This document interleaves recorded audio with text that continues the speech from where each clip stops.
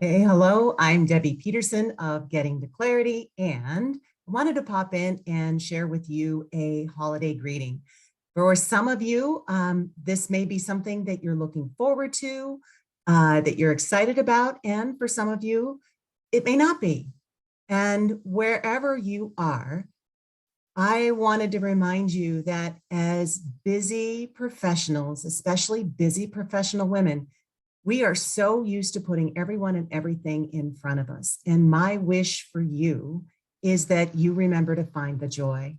Um, it started me thinking about when I was a little girl and what Christmases were like for me. And I wanted to share some of the things because it really illuminates the point about seeing the beauty, seeing the joy in different situations. So I was listening to a meditation this morning on Insight Timer. For those of you who don't like to meditate because you think you can't do it, check it out because there are so many ways that you can just experience it and you don't have to do anything. But one of the people that I love to listen to is a woman, her name is Sarah Blondin. And she was talking about being present, I'm going to paraphrase, to find the beauty that surrounds us. And she tells a story of paddleboarding on a lake with her son. And she paused and said to him, "Can you feel the beauty knocking?" And it's in a way that it's the sunshine on your face, that it is the water that is so gently supporting them as they go on their paddleboarding trip. And he said, "Yes, Mom, I feel the beauty knocking, and it's always there." And the message is that we have to slow down enough to be able to see it. And so, are you doing that for yourself this holiday season? So, some of the things that are so beautiful to me, and I would love for you to share what is beautiful for you. So, wherever you find this post, if you would share in the comments below, here are some of the things that I find beautiful. The shape and the pattern of the steam coming off of my cup of tea in the morning. It's always changing. It's always shifting. The lights on my Christmas tree and how they softly illuminate the room. The whole room glows. That's the first thing I do in the morning is come out and turn on my tree and sit in the quiet of the house. The beautiful landscapes that people have created outside of their homes and taking a drive to enjoy those and see what inspires you.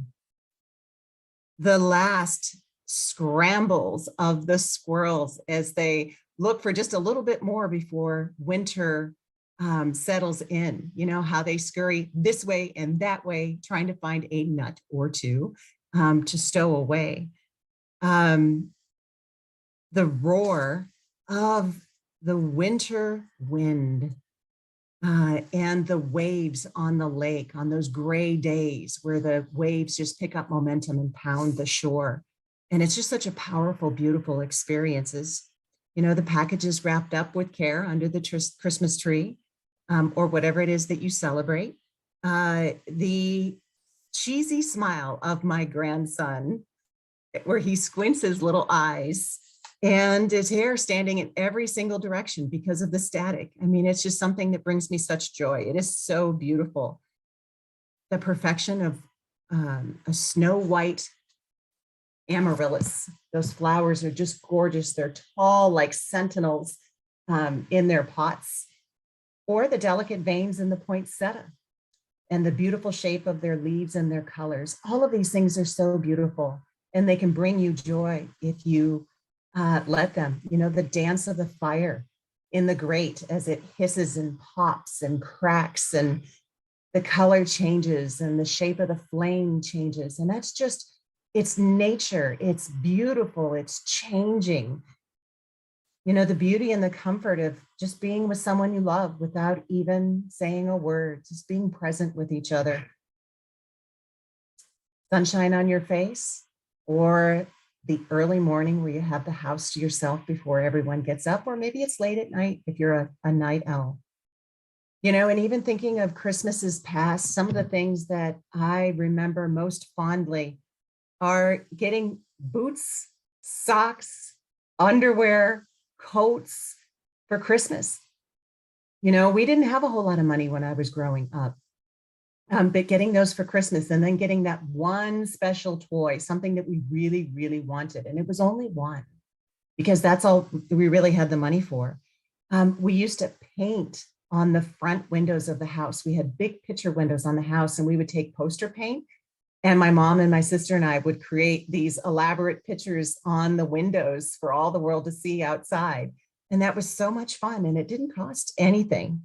Um, we used to reuse the tinsel. So opening up that box of tinsel that we had pulled off of the tree from the year before to use it again this year, because again, we didn't have a lot of money, and that tinsel would be in the box all lumped together and crinkled and snarled, and we would detangle it and just, pitch it at the tree. Riding in the car from Grandma Hindman's house to Grandma Newberger's house and looking in the sky with our parents for Santa and the sleigh, keeping an eye out for that. And dancing in the basement. My grandmother had a rec room, and there was an inflatable Santa and inflatable snowman, and they were probably about 3 feet high. And we used to dance with them when we were kids. My sister and I, my mother always put us in matching dresses. And I know there are memes out there about this, but it was so humiliating when I was little. And it's so cute now looking back on it. And we would wear those dresses for a couple of years because we would get taller, but not really bigger. And mom would cut them and hem them. And one year they were a long to the floor dress. And the next year they were, a street length dress. They were to our knees because, that was the way that we were thrifty. And, I remember Mitch Miller and Ray Conniff, old time Christmas songs that still bring me so much joy because they're so firmly anchored from when I was a little kid. And I really wonder if that's one of the reasons that I named my son Mitch. I don't know, but maybe my subconscious knows. And then finally, the dolls that said Noel, and they were 2 little choir cherubs. One had no, and the other one had L. And my grandmother, Grandma Dory, would switch them, and she would make them say L, no. That was kind of her personality. And so now my sister and I both have sets. My mom found a set for my sister. I have the original set for my grandmother, and we set them up the same way. They say L, no in our living room. And so the point of all of this that I've shared with you today is that these are experiences. They're not things. So as a busy professional woman, or, as a busy professional period, remember to take time for you. Find small ways to tap into the joy, tap into the beauty, because how we experience this time of year is a choice that we get to make. And so I hope you choose which is most abundant and feels the best for you. So no matter what you celebrate, I hope that you have a great holiday, that you get to spend it with the people that you love, that you are safe, that you are healthy and happy. And I'm excited for what 2022 is going to bring. I wish you all the best. Take care of yourself, and bye-bye for now.